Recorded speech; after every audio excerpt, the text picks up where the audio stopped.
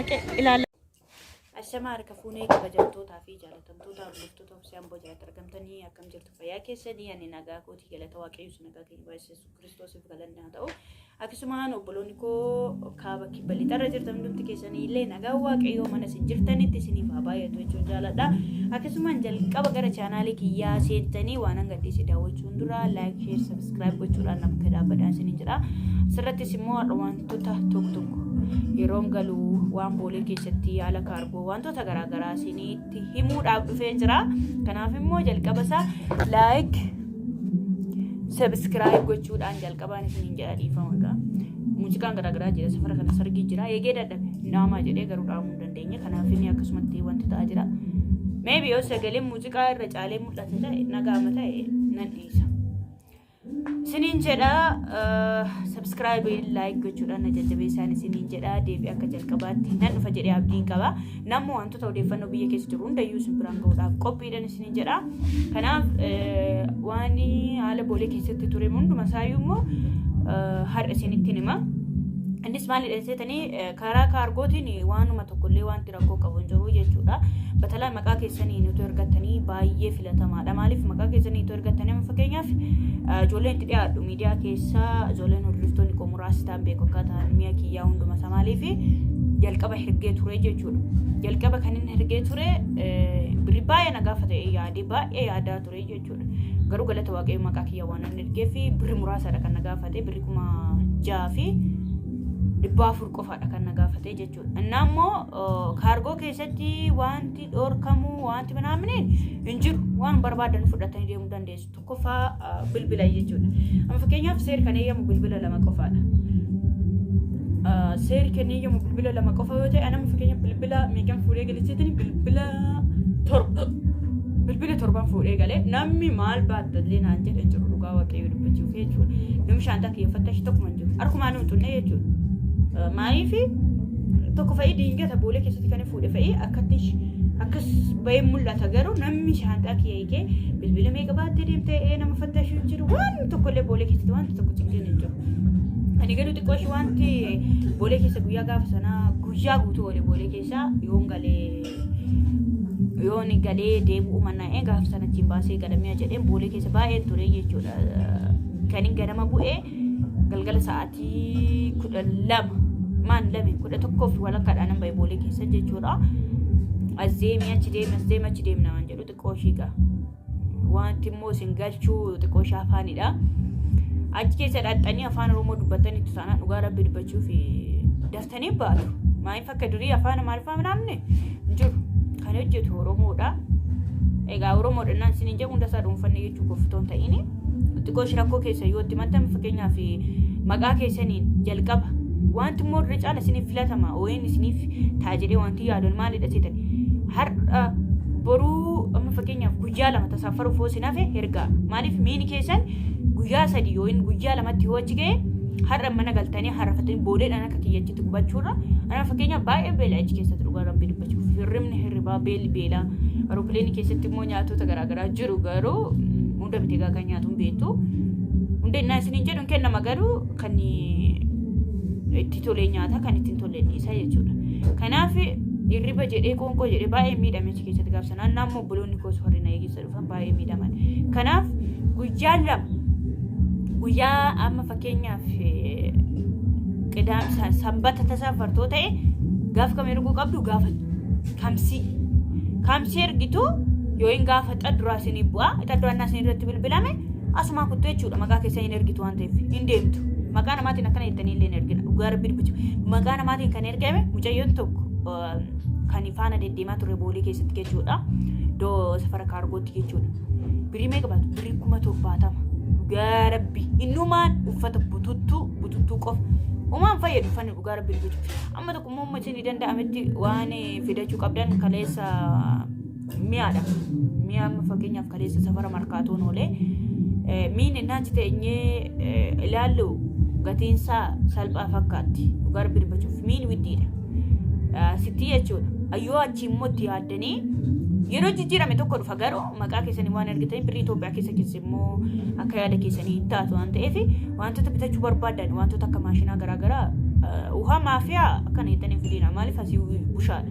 Anaan fakkeenyaaf uhaa maafaa wayini bishaan ho'isu jechuudha. Akkaataa achi ittiin biteen birrii 3,500 asii immoo 7,700 markaatoo keessa kaleessa markaatoon oolame tokko bituu jechuudha. Kana akka feermuziin orjinaalillee feermuziin orjinaal tokko kan faashin wayyaa kan dhufte jirti ishiin achi wayyaa garuu hamaa faa minaamine akkana jettanii illee fidina maaliif asii qannasa jechuudha. Mirtiin isaa Turkiidha miinciniin gaafadhe kaleessi jechuudha.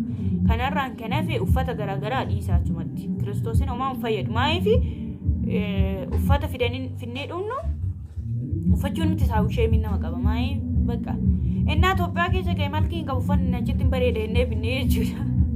Innaa kanaan isiniin jedhaa kanarraan kanaaf immoo wanti isin fidattanii dhufuu qabdan immoo kaargoo keessatti jechuudha.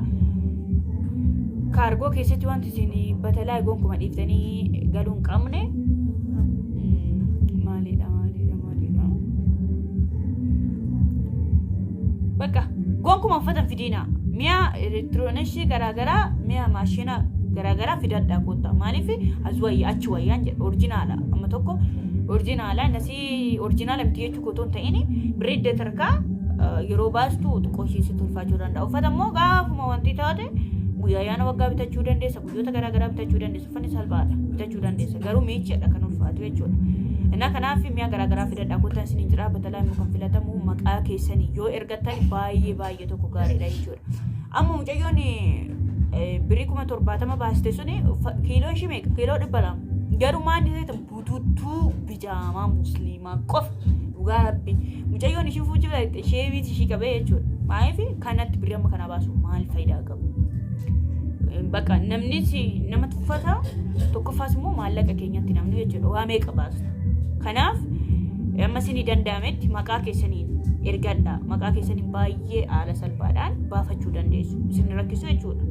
Innaa uffatuma baay'ee yoo fiddan iyyuu maqaa keessaniin kan keetii jedhu amma fakkeenyaaf kiyya ilaalanii kiiloon kiyyatti qoodhaa 700 ture guyyaa 6 ture jechuudha. Torbee tokko jedha bakka guyyaa 6 ture keessatti silaa itoo maqaa namaatiin ta'e maqaa gooftaa Yesuus hin dhangata malee fuudhan ture.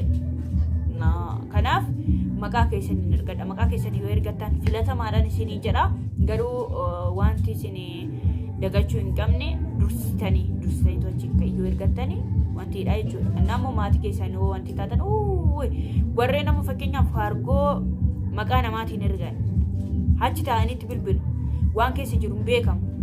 Innaa dhaqanii mi'a fattashan bututtuu buleettiin kee itti sheema'u jechuudha. Maaliif kanaaf jecha boolee keessatti makaraa nyaatu makaraa dhugaa rabbi dubbachuu makaraa nyaatu yeroo isin jedhu amma gaarii jettee akkamitti nama makaraa jetti jechuu dandeessu. Akkaataa ittiin nama keessummeessuu namaatu rakkisaadha.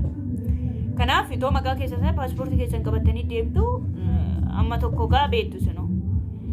Kanaaf isiniin jedha hundumti keessaniyyuu yoo kaargoo ergachuu barbaadanii akkasiidha immoo warreen immoo waan biraa immoo waa'ee waayifaa wantoota garaagaraa immoo guyyaa biraa deebi'ee viidiyoo isin hojjechuu hin danda'a.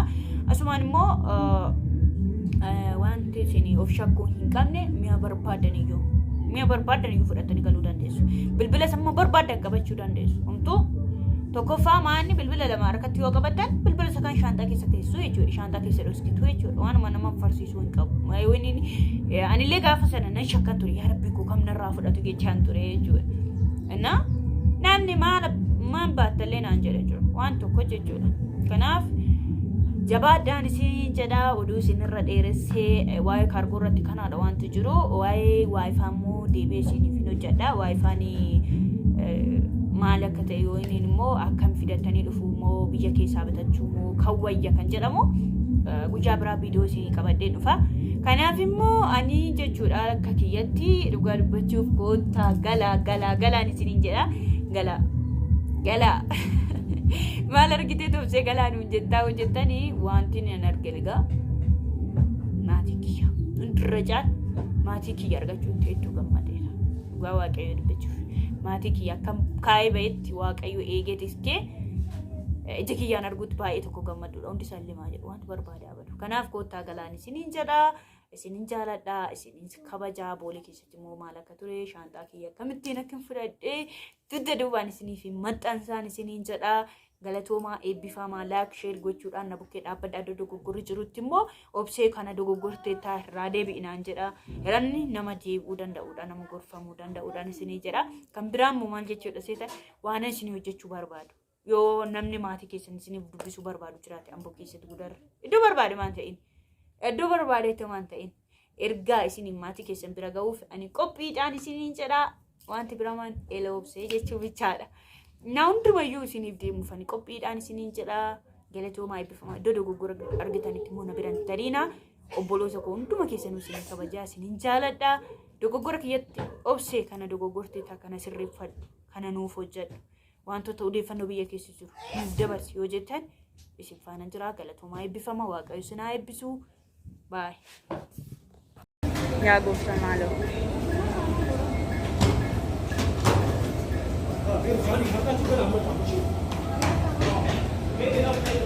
Okay. Yes. Kesamiti kanan fai sani acha hai.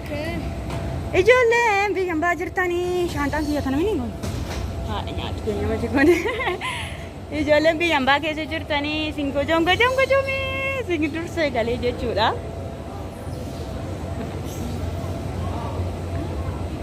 እናንተ አይደላችሁ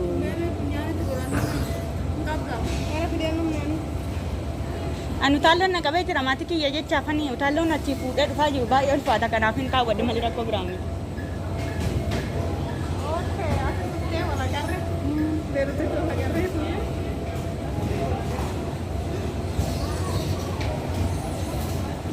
Ijoollee. Ani ay kunaaf finfinnee ga'ee jiraan isiniin jedhama shaantaan eega shaantaan dhufuu didde makarana kaachistee hordoftoota kiyyaan isiniin jedha.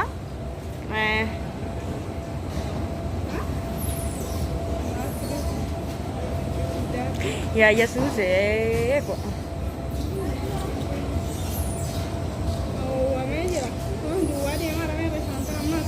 Keessaniin dhumne jedhe namichi kanarraa dhumne fakkaata.